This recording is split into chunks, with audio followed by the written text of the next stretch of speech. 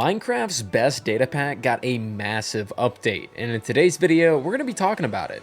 If you don't already know, Dungeons and Taverns is a data pack that I reviewed around 6 months ago on the channel.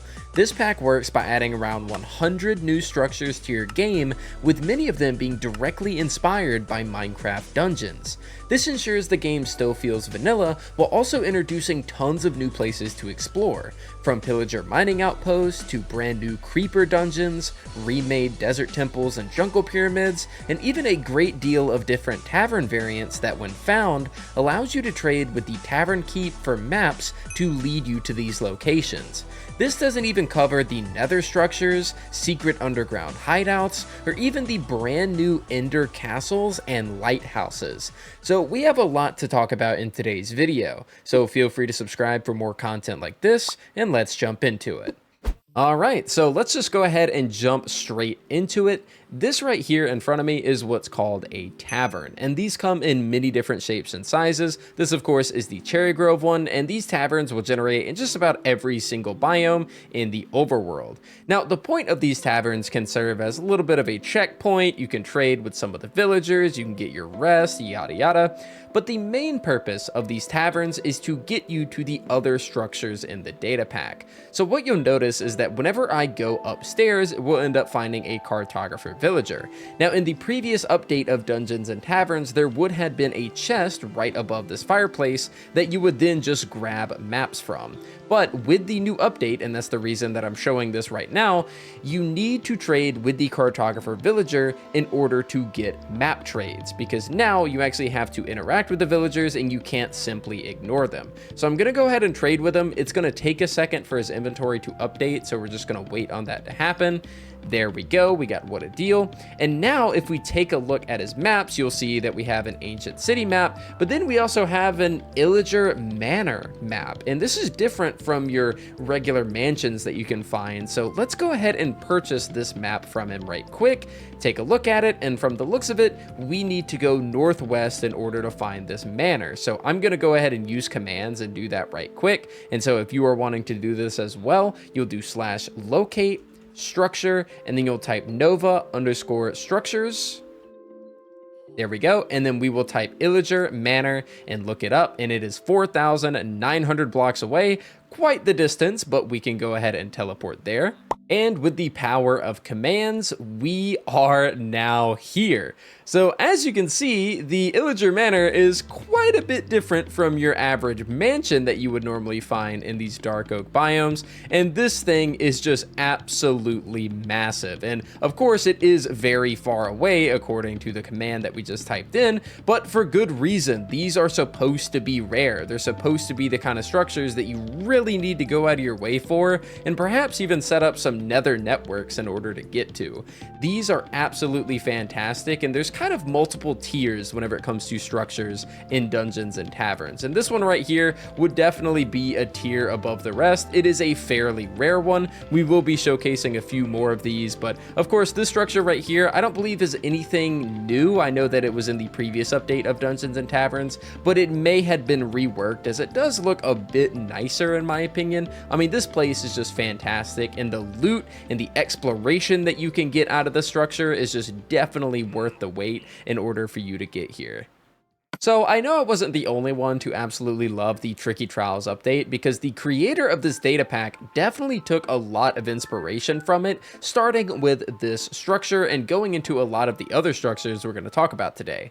Now I know this structure might not look like much, but this is called a shrine, and shrines come in 5 different levels. You can tell that this one right here is a level 5 shrine because it has 5 different copper bulbs. Now essentially think of this structure as an above ground marker for a custom trial chamber. And what is special about this structure and many of the other structures in the new Dungeons and Taverns update is that if I go ahead and spawn this chest right here, and we go ahead and take a look at what's inside, you'll notice that there are tons of custom keys that have come with this update. The end castle key, the shrine key, which we're going to go ahead and take a few of those. We have the ominous toxic key, the trident trial boss key. There are tons of different keys keys that are assigned to the different structures in the Dungeons and Taverns update, and the shrine is one of many.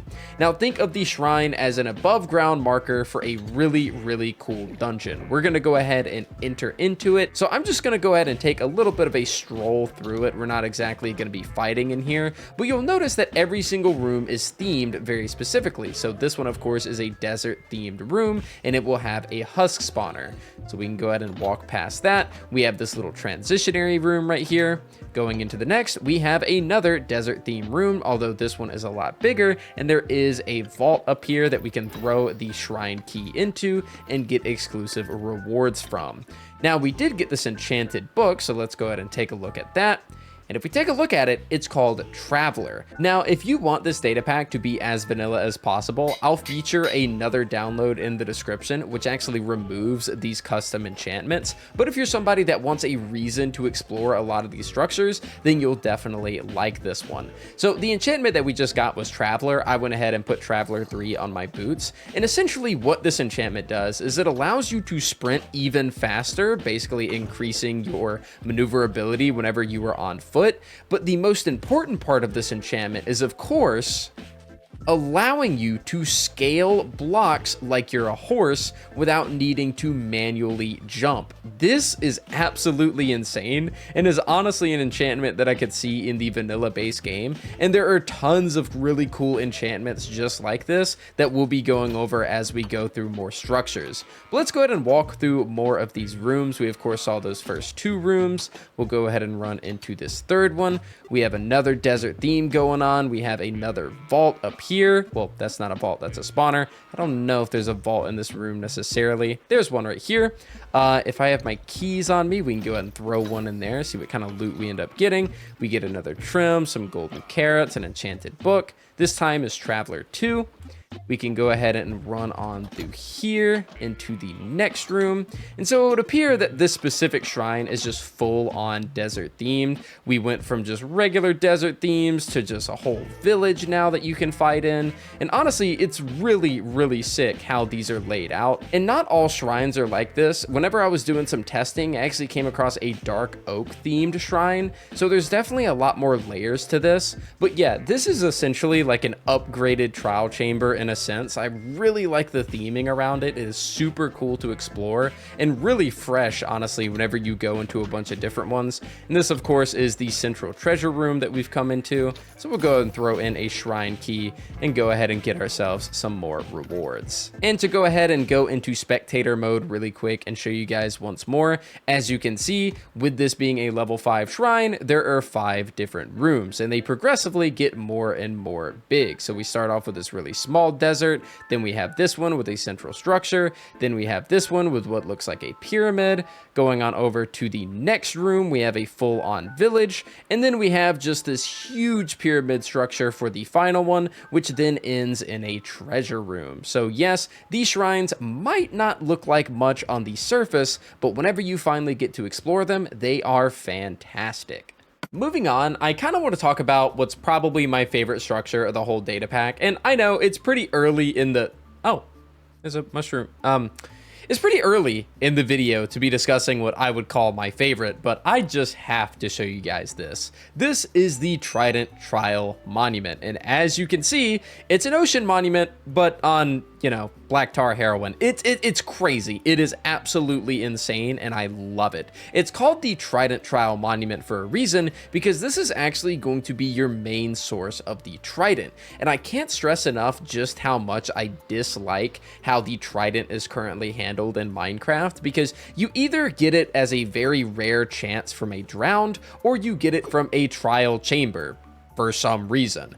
But with this, you actually get the trident from the Trident Trial Monument. I feel like the base game of Minecraft should have the trident in the ocean monument itself and not just through these other random, or quote unquote random locations. Now, one of my favorite parts about this structure is it really puts an emphasis on needing water breathing and a lot of water oriented enchantments. I really like this structure because it is just massive and you're going to be spending quite a lot of time in here, meaning you're going to have a newfound importance for that kind of equipment and enchants and potions, etc.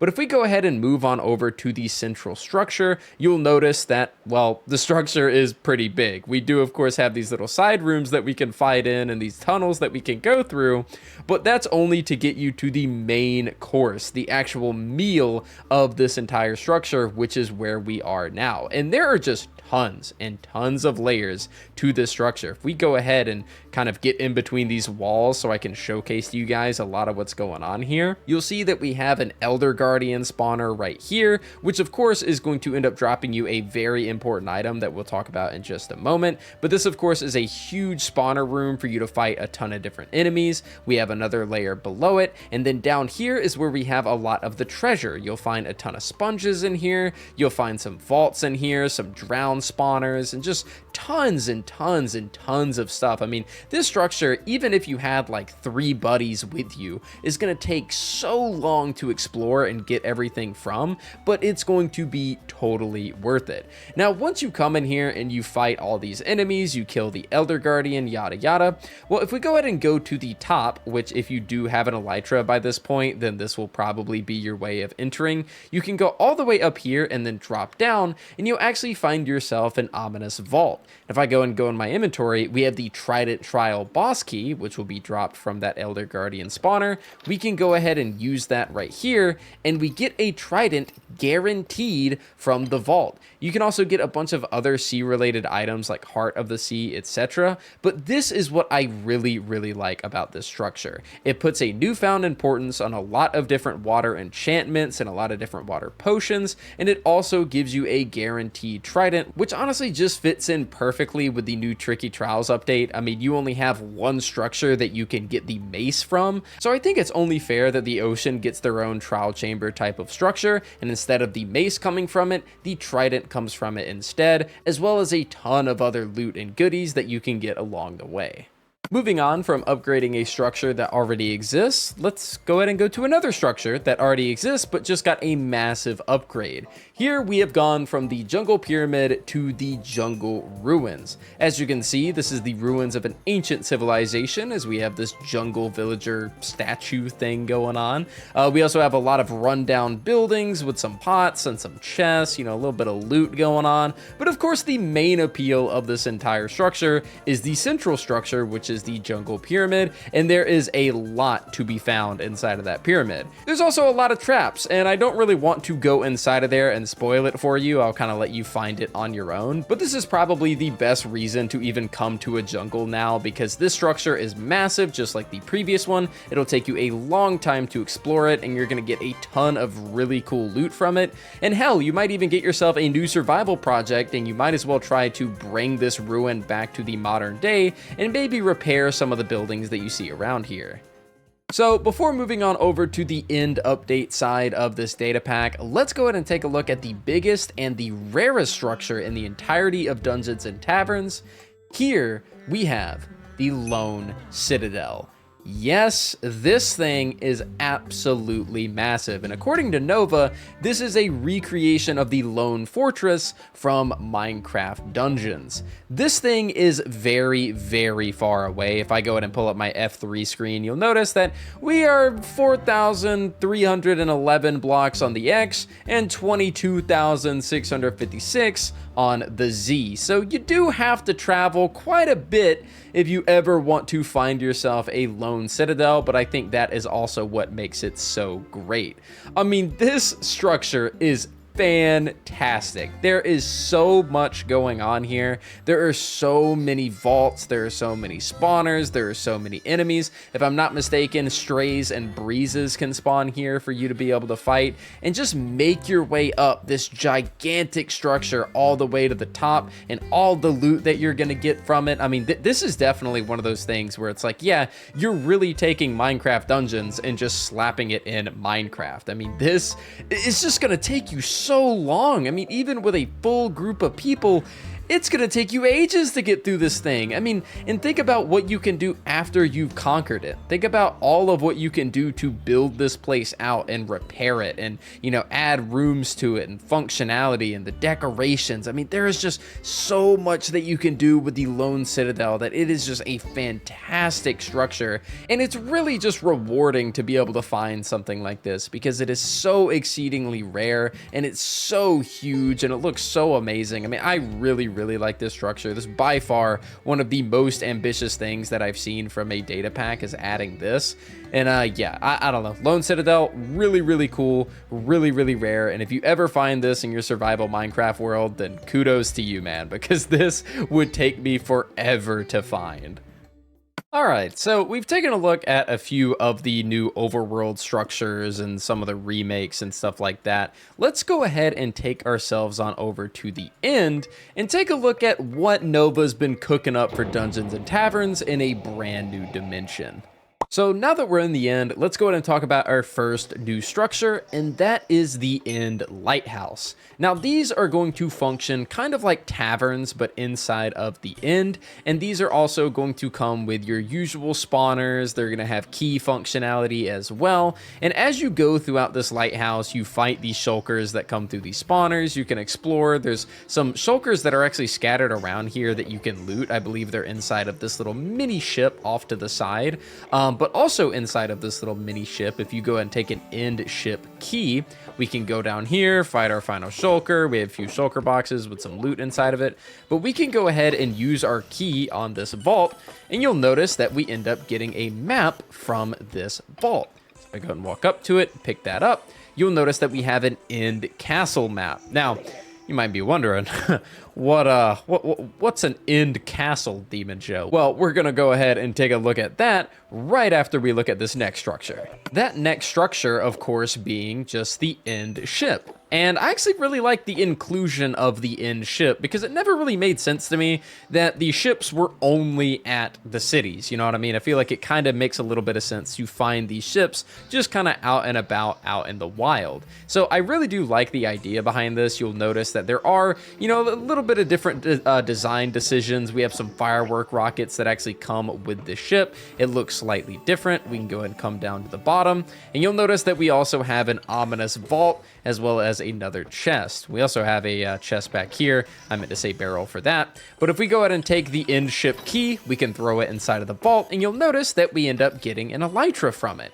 The really cool part about this is the fact that, well, this is from a regular vault, meaning that pretty much anybody on your server, if you're playing with a bunch of friends, will be able to get an elytra. You'll also notice that it is a little beaten and bruised, and that's because you didn't find an actual city, but it is an elytra nonetheless that you can then heal over time.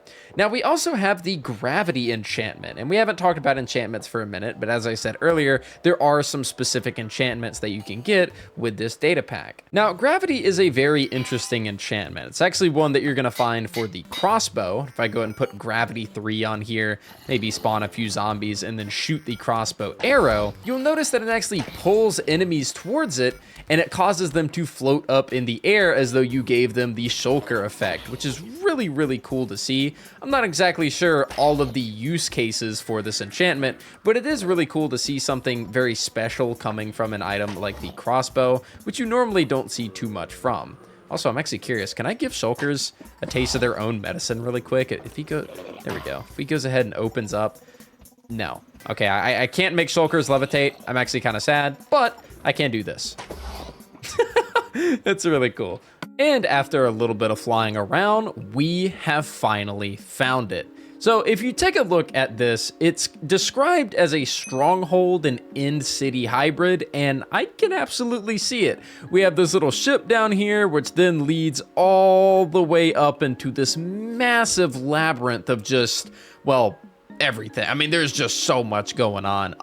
According to the creator of the data pack 𝗦𝗧𝗔𝗠𝗦, she also said that you don't actually need a map to find these. You can actually use Eyes of Ender in the end, and they will eventually point you to one of these. But this, again, just like a lot of the other structures that we talked about, does have a lot of the Tricky Trials update style of stuff here. So you can see that we have these spawners. We also have a bunch of random loot that is scattered all over the place. And according to the creator, this is where you can find things like the gravity enchantment that we just looked at. You can find the crystals, and you can also find an enchantment called Wax Wings. And what Wax Wings does is it's actually an upgrade for your elytra wings that'll make it to where they don't take any damage if you're gliding slowly, which is really cool. I mean, bro, look at this, man. This is a whole boss arena right here. I mean, if we go ahead and go into survival mode really quick and perhaps spawn a few of these things. Hopefully I don't get absolutely balled on because I don't have any, you know, armor or anything right now. I just got a bunch of endermite. Oh my goodness gracious. Hey, buddy. Yeah, so there's an actual boss here, and it's a gigantic phantom. I'm not sure how much health it has. I'm not sure what its name is, but I'm sure it's a very nice creature. Will you stop? I kind of want to hit it with this. There we go. But yeah, so I'm not sure how many other structures have a boss. Oh my goodness, it deals a lot of damage to you. I'm not sure how many of these other structures have boss-like mobs, you know, associated with them, but just like my, oh my goodness, just like my first video on Dungeons and Taverns, I'm not really trying to show you guys everything in this data pack because I want some of that discovery and some of that wonder to be found as you guys also play it, you know, and plus that would make this video like 2.5 hours long because 𝗦𝗧𝗔𝗠𝗦 added, I mean, bro, what? Because 𝗦𝗧𝗔𝗠𝗦 added so much content with this update, but it truly is Minecraft's best data pack, especially if you're somebody who likes the adventure aspect of Minecraft and you like the action aspect. I mean, this just adds so much stuff from the Tricky Trials update. It adds so many unique enchantments. It adds boss mobs and everything like that. I mean, it truly is a really great update for a really great data pack. And before I let you guys go, of course, this was the grand finale, taking a look at some of the end content. I do want to show you guys what is by far my favorite enchantment to come out of this new update. All right, so for my final little bit of a showcase for this data pack today, I kind of want to talk about the Nether Keep. Now, the Nether Keep, to my knowledge, is not a new structure. I'm pretty sure I covered this in the previous video, but it is an updated structure. As you can see, we do have spawners. We're gonna, you know, there's gonna be vaults in here. The enemies are a bit stronger around here. I was noticing earlier there were some wither skeletons with enchanted, there we go, wither skeletons with enchanted gear and whatnot. And you might think that this is just a regular fortress at first glance, but there is so much to this structure. It is just, it's huge. It's a maze. It's a labyrinth. There's just a lot going on here. But one of my favorite things about the structure isn't necessarily the design or the adventures you can have in here or the loot rooms or the whatever. My favorite part of this structure is, well, specifically one piece of loot that you get from it, and that is an enchantment for your bow called 𝗧𝗕𝗘. And if I go ahead and walk over around here and just shoot at this wall, you'll notice that the 𝗧𝗕𝗘 enchantment gives your bow the same ability as a ghast. It allows you to shoot the ghast fireballs, but as your arrows. And I just absolutely adore this enchantment. I love it. I love it so much. This is the whole reason that you would want to find one of these. And of course, you would want to use this enchantment specifically, you know, around areas that you don't plan on being around, that you don't want to build at and stuff, because it is a little bit destructive, but that is why I like it. It's very silly. Is it really super practical? I don't know, but it's really awesome to just go in here and just decimate everything with it. It's just a super fun enchantment and one of the many really good ones with this data pack. But with all that said, ladies and gentlemen, that is going to do it for today's video. I hope you all enjoyed my showcase of the new Dungeons and Taverns update. Of course, like I said, like I said earlier, oh my gosh. Like I said earlier, this isn't the this isn't like a full showcase of everything in this data pack, because if I were to showcase everything, for one, you guys would know everything about it and it wouldn't be as fun to, you know, explore, but two, I'd be here for like 3 hours. So I hope that this showcase was enough to get you guys to download this data pack, because I really do enjoy the creators' work and I think that they did a fantastic job. And truthfully, in my opinion, this is Minecraft. This is Minecraft's best data pack. It doesn't get better than this. I love it so much. Thanks again for watching. I really do appreciate it. Subscribe if you are new around here, and I will see you guys next time.